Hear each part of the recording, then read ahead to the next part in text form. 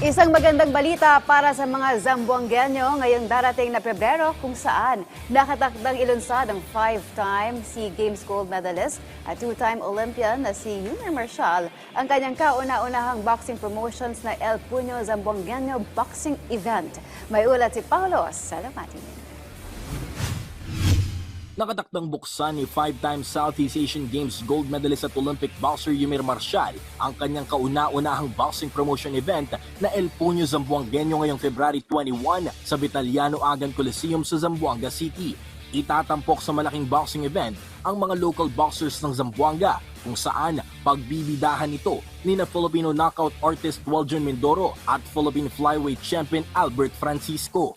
Layunin ni Marshall na makapagbigay ng karagdagang pagkakataon sa mga aspiring pro boxers sa kanilang lugar at maibalik ang kumpiyansa ni Mindoro matapos ang kanyang bronze medal finish sa katatapos ng na 33rd Southeast Asian Games noong nakarang buwan sa Thailand. Ang nasabing kompetisyon ay suportado ni Zamboanga City Mayor Kimmer Olaso kasama ang B-Steel Sports Promotion na umaasang simula pa lamang ito ng mas malalaki pang proyekto sa hinaharap para sa mga kabataang boksingero ng rehiyon.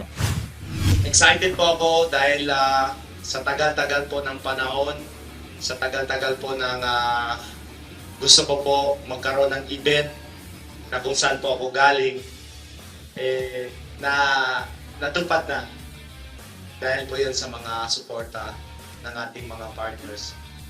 So, abangan nyo po ngayon sa February 21, abangan nyo po ang pagbakan sa Zamboanga City na magbibigay po ng inspirasyon para sa mga kabataan.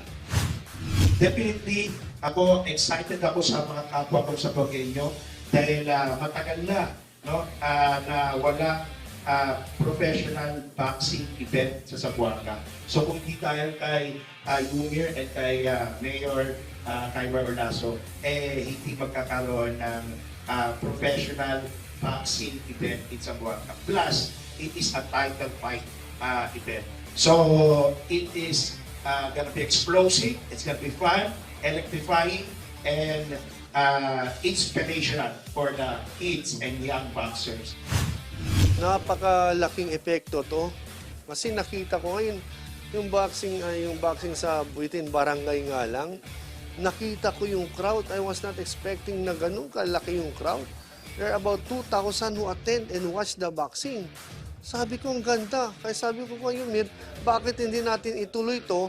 Gawin natin sa Coliseum natin.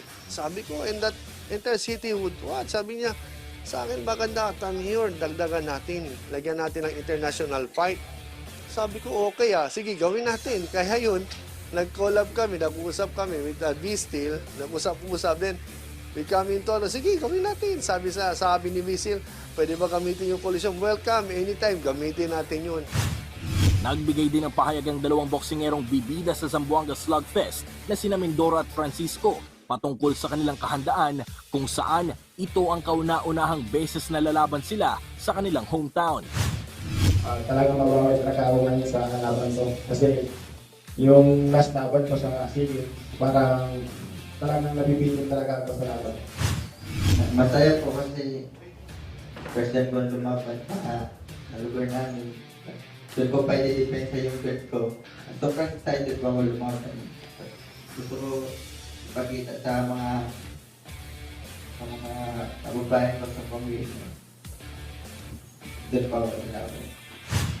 Nasa kabuuang 10 bouts ang inaasahan sa magaganap na El Puño Zamboangueño Boxing Showdown, kabilang ang mga amateur fights at exhibition matches na pagbibidahan ng isa pang Olympic boxer na si Carlo Paalam. Paulo Salamatin para sa Atletang Pilipino, para sa Bagong Pilipinas.